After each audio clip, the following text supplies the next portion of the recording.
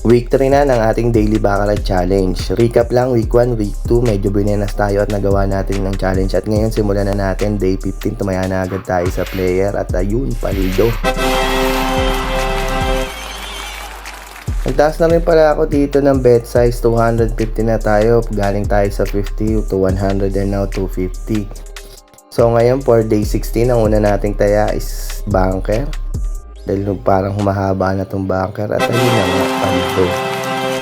So far, dito sa ating week 3, medyo maganda ang ating mga pilian. Kaya mga isang taya lang araw-araw, okay na. So dito sa table na to, day 17 is nagtaya ako sa banker kasi parang konti lang yung player dyan. At ayun na nga, paldo. Hindi ko alam kung gumaganda na yung mga pili natin dahil sa tagal na ng challenge na to. Pero yun na nga, siguro dahil sa buenas lang din. At tumaya na nga tayo sa banker at ayun na nga, nabati na.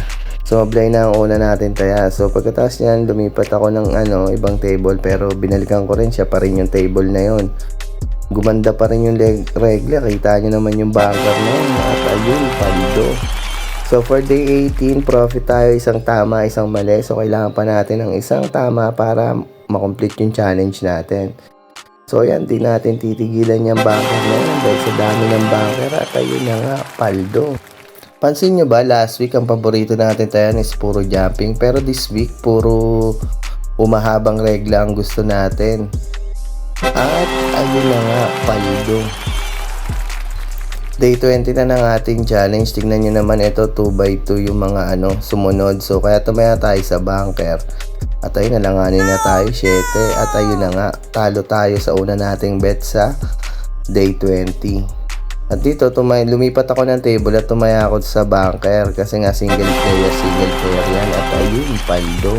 So far, tabla tayo for this day at kailangan pa natin ng isang panalo. At ayun, nakikita nyo naman sa regla, pantay-pantayan. So tingnan naman natin, alanganin na. Ayun, paldo. Gandang hirit naman yun, naka-9 pa. At dito, last day na ng ating challenge at ang taya natin is banker kasi feeling ko haba yung banker na yan. At ayun naman, napakagandang hirit, paldo.